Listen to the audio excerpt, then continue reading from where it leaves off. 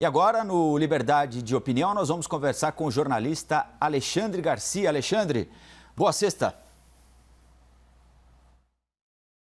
Bom dia, Colombo. Bom, o presidente Jair Bolsonaro retomou a agenda de viagens pelo Brasil depois de curado do coronavírus, da Covid-19. Ele esteve hoje no Rio Grande do Sul, ontem foi ao Nordeste. Nós vamos rodar algumas imagens da chegada dele ao aeroporto de São Raimundo, no Piauí. Tinha muita gente esperando o presidente por lá. Ele coloca um chapéu, depois monta um cavalo. Isso tudo a gente vai mostrando. Ele está numa agenda aí com o ministro Rogério Marinho, de Desenvolvimento Regional, e houve aquela aglomeração formada em torno do presidente da República, gente com máscara, gente sem máscara, o presidente aí usando a máscara. Tem um decreto estadual no Piauí, como em praticamente todos os estados brasileiros, que obriga o uso da máscara com multa para quem descumprir de até R$1.000, né? Daqui a pouquinho vão chegar as imagens aí em que o presidente monta no cavalo e coloca a máscara no queixo, exatamente aí. É uma cena muito parecida, né? Até me lembrava agora há pouco daquela do ex-presidente Fernando Henrique Cardoso, lá em 1997, só que não no Piauí, em Petrolina, Pernambuco, 1997. Naquela época não tinha coronavírus, evidentemente, não havia necessidade da utilização da máscara. Alexandre, o presidente da República, por ocupar esse cargo, tem uma função de distribuir à sociedade mensagens importantes, como a de, por exemplo, usar a máscara em qualquer situação em que haja aglomeração? Olha, o cavalo estava sem máscara, né? E ele estava distante das pessoas, as pessoas estavam lá embaixo. Depois que ele montou no cavalo, ele tirou a máscara, né? Agora, o governo do Piauí é que cabe mandar a multa de R$1.000 para o presidente. Ele estava lá no meio do povo dele, né? No meio ele adora isso e o pessoal, pelo jeito, adora ele também, né? Foi lá para visitar um parque. O governador não foi, né? Assim, ele passou pela Bahia também.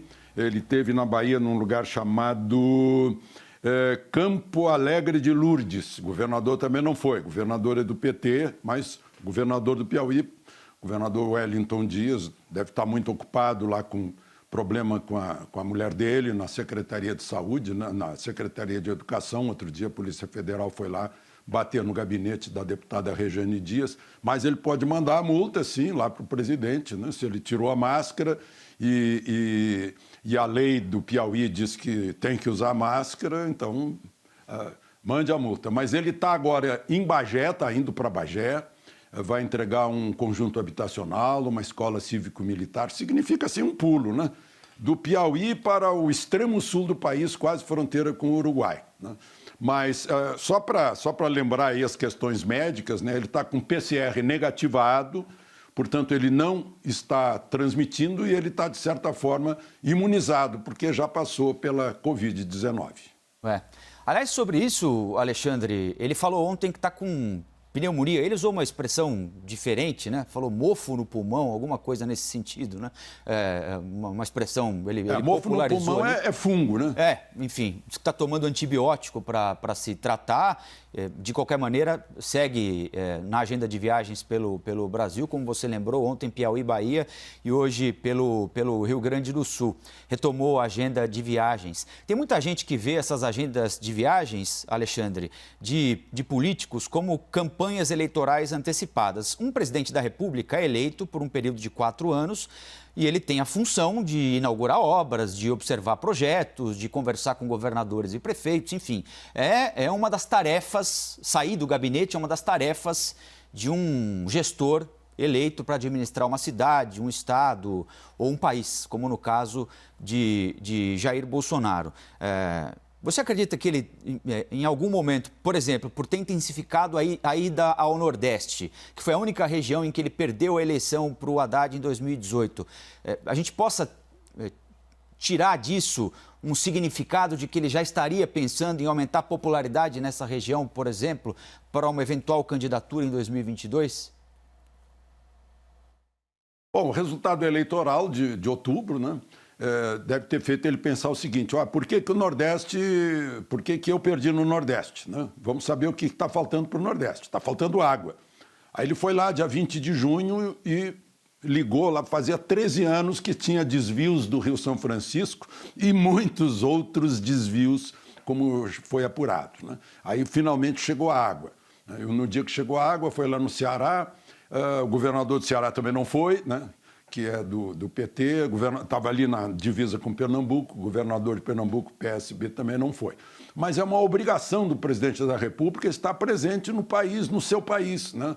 No país para o qual ele foi eleito para administrar. Se ele ficar trancado no Palácio do Planalto, só recebendo informações de segunda mão, né, talvez não fique bem para um presidente da República. Né? E a melhor coisa é sentir o povo. Né? E se sente o povo perto. Não adianta, por exemplo, ser sociólogo de prateleira de livro. Né? Tem que ir lá, tem que sentir cheiro de povo. Né?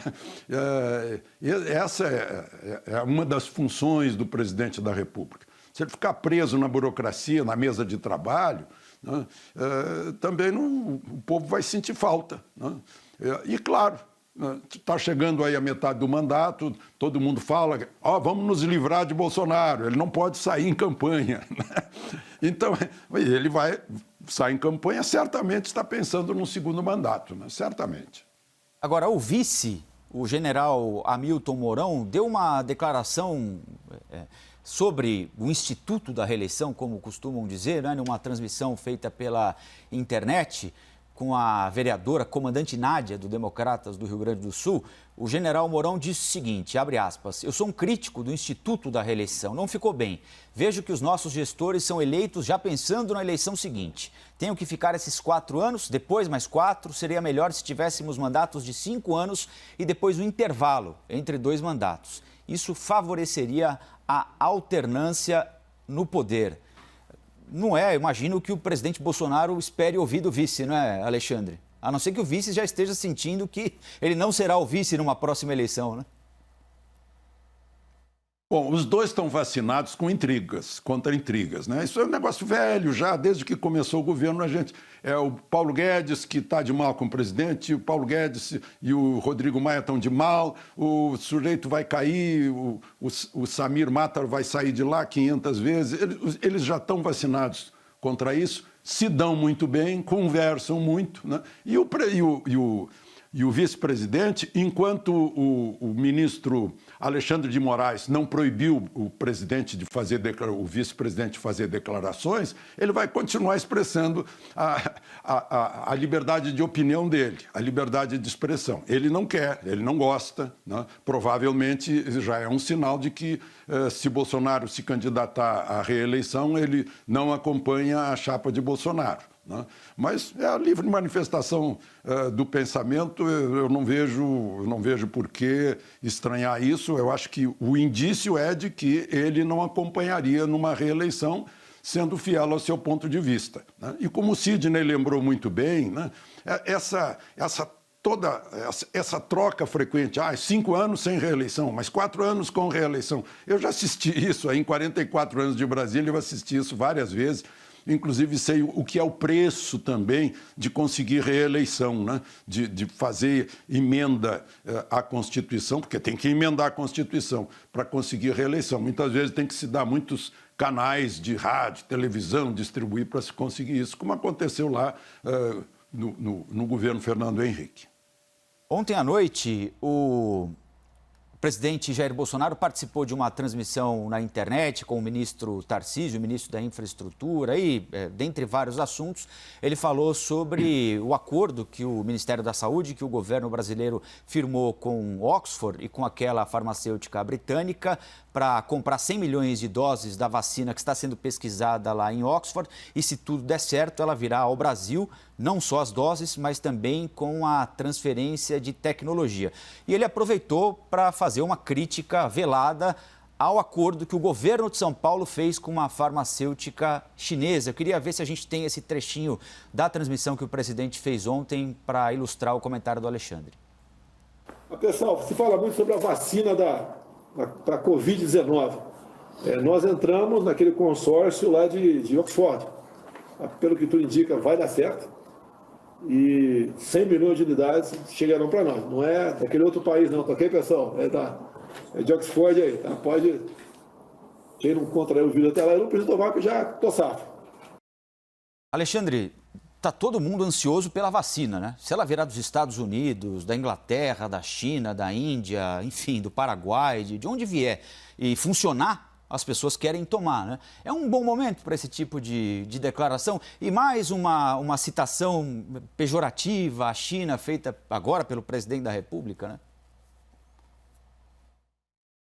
Olha, em primeiro lugar, é bom a gente lembrar que vacina precisa ser testada, né? Assim como se testa novos remédios para novas doenças, né? O caso da hidroxicloroquina, por exemplo, ivermectina, né? Está se testando. Vacina tem que testar também, né? Até que haja comprovação, né? A gente sempre fica com o pé atrás se a vacina vem muito nova, né? Agora, a declaração pejorativa estava difícil de entender o que ele estava dizendo.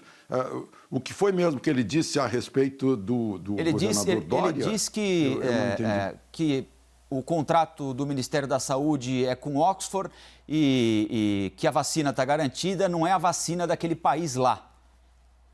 Aquele país lá... Aquele país lá foi o país que nos mandou a Covid, né? Lá de Wuhan, né? Eu preferiria a vacina de Oxford, né? Tá mais longe da origem do vírus, né? Embora acho que os chineses tenham um know-how para o conhecimento desse vírus que veio tão especial, né? Tão fora. Eu converso com médicos muito a respeito disso. Eles estranham muito o modo diferente, né, que sai da rotina dos vírus, sai do caminho normal dos vírus. Esse vírus tem uma velocidade muito grande para atingir pulmão, né, e um desenvolvimento muito grande, provocando essa tempestade aí de líquidos no pulmão, né. Os médicos estranham, ele é um vírus diferente mesmo. Pode ser até que os chineses tenham mais tecnologia a respeito da produção de uma vacina contra o vírus. Porque sempre que se produz alguma coisa, se alguma coisa é produzida, tem que haver o anticorpo, né?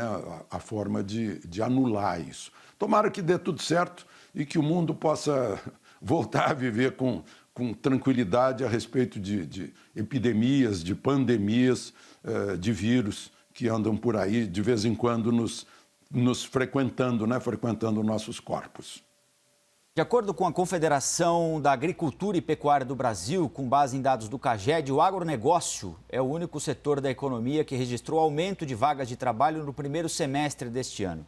Enquanto os dados gerais de emprego no Brasil apresentam queda de mais de 1 milhão de postos, a agropecuária abriu mais de 60 mil novas vagas no mesmo período. São Paulo é o estado com o maior número de novos empregos, são 23 mil postos.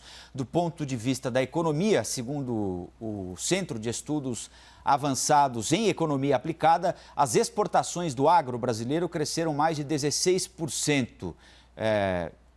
Não fosse o agronegócio, as coisas estariam bem piores, né, Alexandre? Pois é, as exportações, na verdade, esse dado talvez seja do mês anterior, cresceram 24%.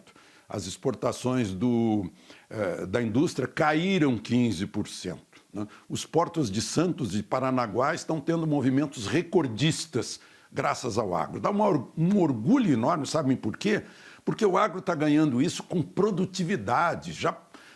Talvez seja a melhor produtividade do mundo. Imagina só que logo ali, quando eu comecei a cobrir economia pelo Jornal do Brasil, nos anos 70, a gente estava começando, a gente estava lá atrás. Agora a gente já está no topo, né? E avanço graças à Embrapa, a melhor estatal que existe. Graças à Embrapa, pesquisa biológica, pesquisa química, pesquisa da natureza, né?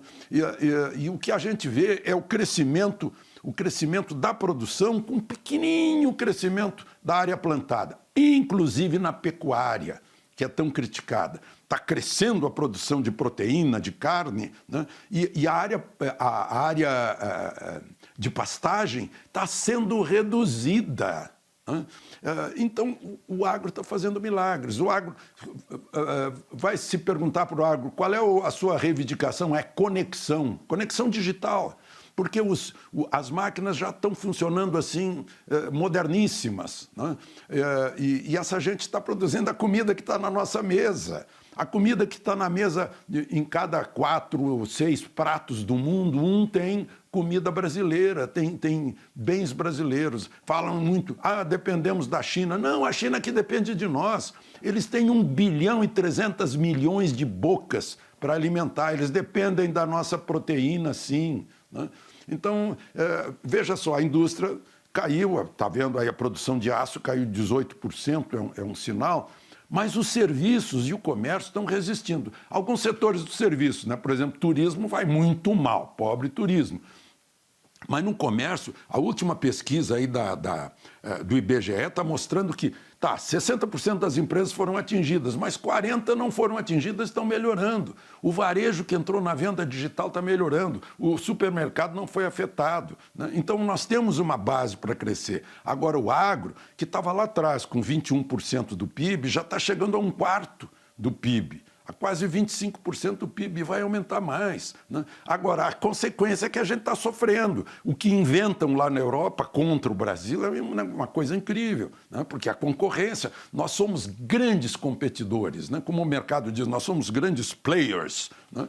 E isso graças ao suor dessa gente. Eles não estão sentadinhos no ar-condicionado, estão lá embaixo do sol, estão semeando suor para colher comida, colher divisas. E não é só comida, não. Olha aqui, isso aqui é fibra.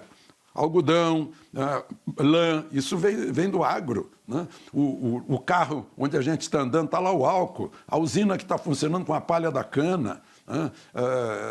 Então, esse pessoal está sustentando o país nesse momento, né? Outro dia foi o dia do agricultor, eu disse, hoje é o dia de fazer a louvação, dia 28 de julho. Agora, Alexandre, é isso, Colombo. Um discurso, às vezes, xenófobo nosso aqui, contra os chineses, por exemplo, que, como você lembrou, em certa forma, dependem da gente para se alimentar, mas, de certa forma, nós também dependemos deles para vender. Quando integrantes importantes do governo, por exemplo, fazem piada com os chineses, quando a sugestão de que o vírus foi espalhado de propósito, sem provas, pelos chineses, isso não cria do ponto de vista econômico, diplomático, humano até, um clima desnecessário entre o Brasil e a China? E o agro não pode ser prejudicado por isso? Também, entre outros setores, Alexandre? A ministra Tereza Cristina já pediu numa reunião ministerial que o ministro da Educação, Weintraub, baixasse a bola em relação aos chineses, né? Porque prejudica os negócios. Os chineses têm condições de retalhar, estão retalhando neste momento os frigoríficos brasileiros, né? É até irônico dizer que o frigorífico brasileiro está levando de volta de carona o corona, né? Na carne brasileira. Mas, enfim, provoca retaliação. Não é bom que se faça isso. Diplomaticamente é interessante, vamos tratar bem os nossos parceiros, né? Como dizia o Deng Xiaoping, né? Não importa a cor do gato desde que ele mate o rato. Não importa a cor do país desde que ele compre e pague, né? O que estiver comprando da gente. Aliás, sobre a ministra Tereza Cristina, tem uma boa entrevista que nós fizemos com ela há 15 dias, que foi ao ar na programação da CNN, Brasil pós-pandemia, a retomada, uma entrevista longa em que ela falou sobre diversos aspectos do agronegócio, que continua disponível no nosso portal na internet, cnnbrasil.com.br. Alexandre, ótima sexta, hein? Aproveitem a sexta-feira.